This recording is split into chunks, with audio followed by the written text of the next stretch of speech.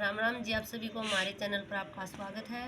हम आपसे कुछ बातें शेयर करना चाहते हैं कि हमें किसी भी इंसान को बड़ा या छोटा नहीं समझना चाहिए।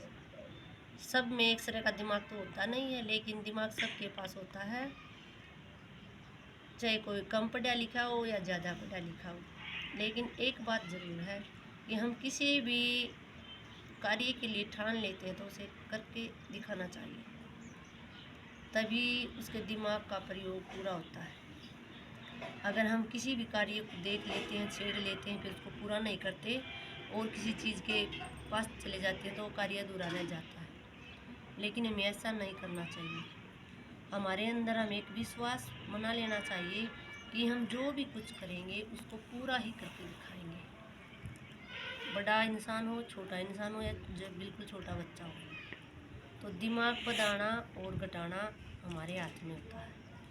हमारे दिमाग के अंदर इतने पार्ट होते हैं कि जिस प्रकार से कोठी होती है ना, कोठी, उसी प्रकार से हमारा दिमाग होता है।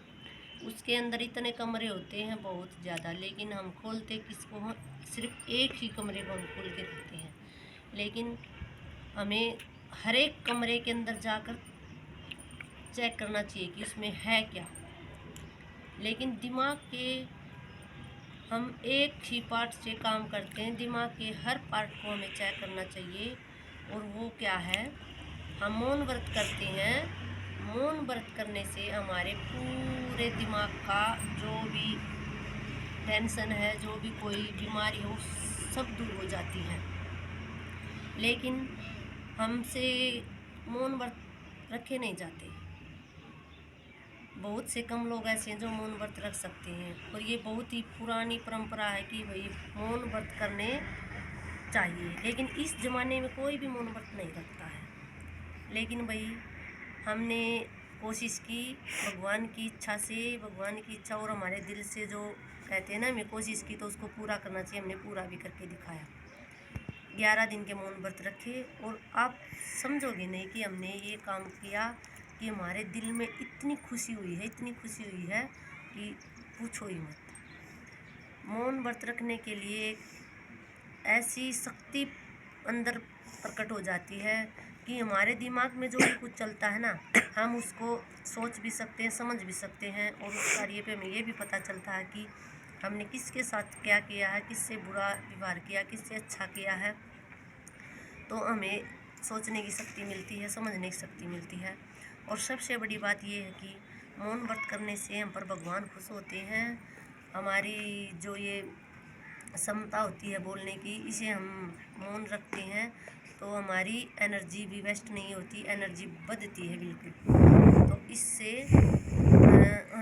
कोई भी बीमारी हमारे आसपास नहीं आती, जैसे कि blood pressure, cancer, sugar, heart attack की शिकायत, और क्या बोलते हैं भी, नस फिट गई है दिमाग की। तो जब हम मौन रहेंगे तो हमारा सारा शरीर फ्रेश हो जाएगा। हम ज़्यादा बोलते हैं और दिमाग में टेंशन होती, क्यों? हम समझते नहीं हैं। बिल्कुल कम लोग ऐसे हैं कि भाई समझते हैं, और किसी भी प्रकार का कोई गुस्सा नहीं करना चाहिए हमें।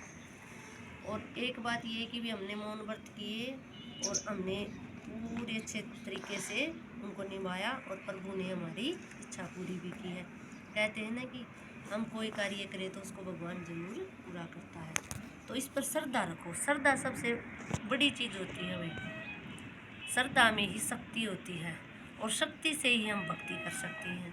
तब हम किसी चीज़ पर विश्वास करेंगे ना, उसी चीज़ में हमें श्रद्धा रखनी चाहिए।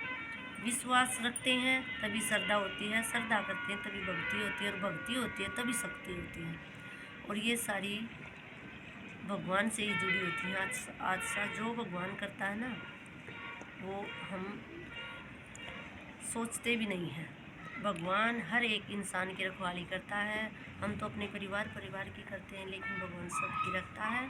और हम आपसे भी यही प्रार्थना करेंगे कि आप भी एक दिन का नहीं, 11 दिन का नहीं, तो आप 1 घंटे का मौन व्रत जरूर रखें। आपके घर परिवार में भी सुख शांति रहेगी, और आपका शरीर भी स्वस्थ हो जाएगा, और भगवान प्रभु आपकी इच्छा ज़रूर पूरी करेंगे। धन्यवाद, थैंक यू। अगर आपने हमारा ब्लॉग पसंद आए तो आप शेयर, लाइक और सब्सक्राइब ज़रूर कर देना।